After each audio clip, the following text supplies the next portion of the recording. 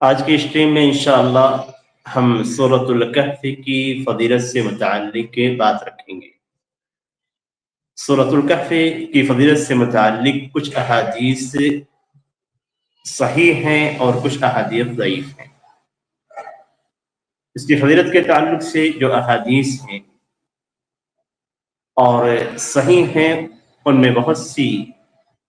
ایسی فضیلتیں ذکر کی گئی ہیں جو ہمارے لیے نہایت ہی اہمیت کی حامل ہے، ہمارے لیے بہت اہم ہیں، اور ان فضیلتوں سے ہمیں یہ معلوم ہوتا ہے کہ اس سورت کی اہمیت کتنی زیادہ ہے۔ جو احادیث سے صحیحہ ہیں اس سورت سے متعلق کے وارد ہوئی ہیں، ان میں حضرت برا بن عازب رضی اللہ تعالیٰ عنہ کی حدیث ہے، جسے امام بخاری رحمہ اللہ نے اپنے صحیح کے اندر ذکر کیا ہے، اور اس حدیث سے پہلے انہوں نے ایک باب قائم کیا ہے، باب فضل سورۃ الکہف، سورۃ الکہف کی فضیلت کے بعد پھر اس کے بعد حضرت برا بن عازب رضی اللہ تعالیٰ عنہ کی حدیث کو ذکر کیا کہ ایک آدمی، ایک صحابی سورۃ الکہف کی تلاوت کر رہے تھے اور ان کے بازو میں گھوڑا بدھا ہوا تھا، اور ایک بدلی چھا گئی اور بدلی قریب ہونے لگی اور مزید قریب ہونے لگی اور گھوڑا بھٹکنا شروع کر دیا۔ یہ سارے واقعات رات کے اندر جب پیش آئے سورۃ الکہف کے تعلق سے، صبح ہوئی تو نبی اکرم صلی اللہ علیہ وسلم کے پاس آئے اور انہوں نے ذکر کیا کہ اے اللہ کے رسول، میں نے یہ چیز رات میں دیکھی تھی۔ اللہ کے رسول صلی اللہ علیہ وسلم فرمائے کہ تلک السکینہ تنزلت بالقرآن، کہ یہ سکینت تھی جو اللہ تبارک و تعالیٰ نے قرآن کی وجہ سے نازل فرمائی تھی۔ تو سورۃ الکہف کی تلاوت کی وجہ سے اللہ تبارک و تعالیٰ کی جانب سے سکینت نازل ہوتی ہے، اور یہ اس کا مشاہدہ تھا جو اس صحابی نے اپنے سورۃ الکہف کی تلاوت کے دوران کیا تھا۔ اسی طریقے سے صحیح مسلم کے اندر نبی اکرم صلی اللہ علیہ وسلم سے یہ حدیث مرفوعاً ذکر ہے، آپ صلی اللہ علیہ وسلم فرماتے ہیں کہ من حفظ 10 آیات من اول سورۃ الکہف عصم من الدجال، کہ جو شخص سے سورۃ الکہف کی ابتدائی 10 آیتوں کو یاد کر لیتا ہے، وہ دجال کے فتنے سے محفوظ کر دیا جائے گا۔ یعنی جب دجال کا فتنہ آئے گا اور اس کے فتنے میں بڑے بڑے مومن مبتلا ہو جائیں گے، صاحب ایمان کا ایمان بھٹک جائے گا اور وہ اس کے فتنے کو دیکھ کر اس پر ایمان لے آئیں گے، تو جو شخص سے سورۃ الکہف کی ابتدائی 10 آیات کو یاد رکھے گا، اسے حفظ کیے ہوگا، وہ اللہ تبارک و تعالیٰ ان آیات کی برکت سے، اس کے یاد کرنے کی وجہ سے اسے دجال کے فتنے سے محفوظ رکھے گا۔ اسی طریقے سے مستدرک حاکم کے اندر اللہ کے نبی صلی اللہ علیہ وسلم سے مرفوعاً ذکر ہے کہ جو شخص سے سورۃ الکہف کو جمعہ کے دن پڑھتا ہے تو اس کے لیے 2 جمعہ کے درمیان نور روشن کر دیا جاتا ہے۔ یعنی جمعہ کے دن پڑھتا ہے تو اگلے جمعہ تک اس پورے 2 جمعہ کے درمیان جو ایام ہوتے ہیں، ان ایام میں اس کے لیے نور روشن کر دیا جاتا ہے۔ یہ تمام احادیث جو اس تعلق سے ذکر کی گئی ہیں، یہ صحیح احادیث ہیں جو سورۃ الکہف کے تعلق سے وارد ہوئی۔ اس تعلق سے ضعیف احادیث بھی موجود ہیں، لیکن ان ضعیف احادیث کی طرف بھی میں اشارہ کرنا مناسب سمجھوں گا، اس لیے کہ عوام کے اندر وہ احادیث ضعیفہ بھی رائج ہیں۔ ان میں سے ضعیف احادیث میں سے نبی اکرم صلی اللہ علیہ وسلم کی طرف منسوب یہ حدیث بھی ہے کہ من قرأ سورۃ الکہف یوم الجمعہ فهو معصوم 8 ایام من كل فتنة تكون فإن خرج الدجال عصم منه، کہ جو شخص سورۃ الکہف کو جمعہ کے دن پڑھتا ہے تو ہر فتنے سے، جو فتنہ واقع ہونے والا ہے، اس سے اسے 8 دنوں تک کے لیے معصوم اور بچا لیا جائے گا، محفوظ کر دیا جائے گا۔ اگر دجال نکلتا ہے تو دجال کی فتنے سے بھی وہ محفوظ رہے گا۔ تو اس حدیث کے اندر سورۃ الکہف کی تلاوت کا ذکر ہے، اور صحیح حدیث کے اندر سورۃ الکہف کی ابتدائی 10 آیتوں کو یاد کرنے کا ذکر ہے۔ تو دونوں میں فرق ہے، اور اس حدیث کے اندر جو بات ذکر کی گئی ہے اس کی مخالفت صحیح حدیث کے اندر پائی جاتی ہے، اور یہ حدیث جیسا کہ بیان کیا گیا کہ یہ حدیث سے ضعیف ہے۔ اسی طریقے سے ایک دوسری حدیث ہے جس میں نبی اکرم صلی اللہ علیہ وسلم پوچھتے ہیں کہ الا اخبرکم بسورۃ، کیا میں تمہیں ایک سورے کے بارے میں نہ بتلا دوں؟ پھر نبی اکرم صلی اللہ علیہ وسلم بتلاتے ہیں سورۃ الکہف کے تعلق سے کہ ومن قرأها غفر له ما بینه وبین الجمعۃ الاخرى وثلاثة ایام، کہ جو شخص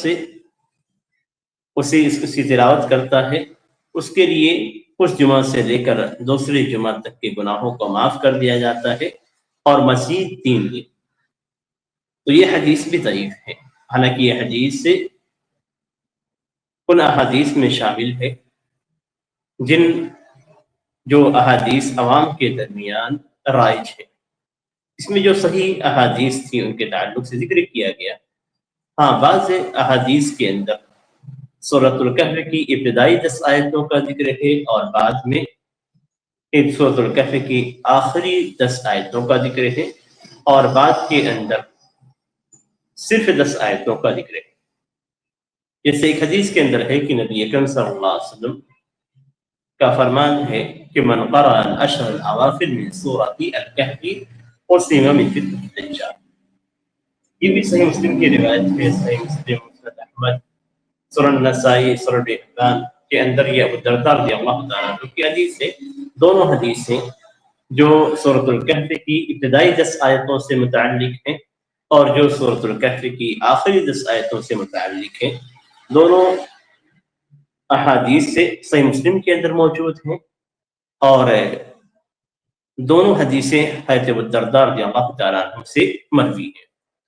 اسی لیے بعض علماء کرام نے ابتدائی 10 آیتوں کو راجح قرار دیا ہے، بعد نے آخری 10 آیتوں کو راجح قرار دیا ہے، اور بعد نے دونوں کی فضیلتوں کو لیا ہے۔ بظاہر ایسا نظر آتا ہے کہ کوئی بھی شخص سے اگر سورۃ الکہف کی ابتدائی 10 آیتوں کو یاد کر لیتا ہے تو یہ اس کے لیے کافی ہے۔ علماء نے بعض دیگر وجوہات کی وجہ سے ابتدائی 10 آیتوں کو یاد کرنے کی فضیلت جو حدیث کے اندر بیان کی گئی ہے وہ ابتدائی 10 آیتوں سے متعلق ذکر کی ہے، لیکن چونکہ دونوں احادیث سے صحیح ہیں اس لیے اگر ابتدائی 10 آیتوں کو یاد کیا جاتا ہے اب بھی کوئی شک، کوئی حرج کی بات نہیں ہے، اور اگر آخر کی 10 آیتوں کو یاد کیا جاتا ہے تب یہ فضیلت حاصل ہو جائے گی۔ بعض اور احادیث ہیں جیسے سنن ترمذی کے اندر حضرت ابو الدرداء رضی اللہ تعالیٰ عنہ کی حدیث ہے، اور امام ترمذی رحمہ اللہ نے اس کو صحیح قرار دیا ہے کہ جس نے سورۃ الکہف کی ابتدائی 3 آیتوں کی تلاوت کی تو اسے دجال کے فتنے سے محفوظ کر دیا جائے گا۔ لیکن صحیح احادیث کے اندر جو صحیح مسلم کی حدیث ہے اس میں ابتدائی 10 آیتوں کو حفظ کرنے کی بات ذکر کی گئی ہے، اور اسی کو علماء نے راجح قرار دیا ہے۔ اور اس میں ایک عجیب فرق علماء نے ذکر کیا ہے، اور وہ یہ کہ ابو الدرداء رضی اللہ تعالیٰ عنہ کی وہ حدیث جس کے اندر سورۃ الکہف کی آخری 10 آیتوں کا تذکرہ ہے اس میں تلاوت کا لفظ ذکر کیا گیا ہے، اور جس میں ابتدائی 10 آیتوں کا ذکر کیا گیا ہے ان میں یاد کرنے کی بات کہی گئی ہے۔ علماء نے ذکر کیا ہے کہ آدمی ہمیشہ اپنے پاس قرآن مجید کو نہیں رکھتا ہے، تو دجال کا فتنہ واقع ہوا اور اگر کوئی شخص سے باہر نکلا تو ضروری نہیں کہ اس کے پاس قرآن مجید یعنی مصحف موجود ہو تو اس کی تلاوت کر سکے۔ ہاں، اگر اسے وہ آیتیں یاد ہے اور اسے دجال کے خروج کے بارے میں معلوم پڑ جاتا ہے یا دجال کا سامنا ہو جاتا ہے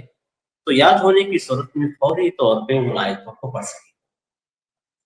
تو اس لیے حفظ کرنے کی فضیلت ہے۔ اور دجال کے تعلق سے نبی اکرم صلی اللہ علیہ وسلم کا فرمان ہے کہ ہر نبی نے دجال سے امت کو ڈرایا ہے۔ یہ بہت عظیم فتنہ ہے، بہت بڑا فتنہ ہے، اور اس سے ہر نبی نے اپنی امت کو ڈرایا ہے، اور نبی اکرم صلی اللہ علیہ وسلم نے بھی اپنی امت کو ڈرایا ہے اور تفصیل بھی ذکر کی ہے۔ تو یہ معمولی فتنہ نہیں ہے، اسی لیے ہم نماز کے اندر اللہ تبارک و تعالیٰ سے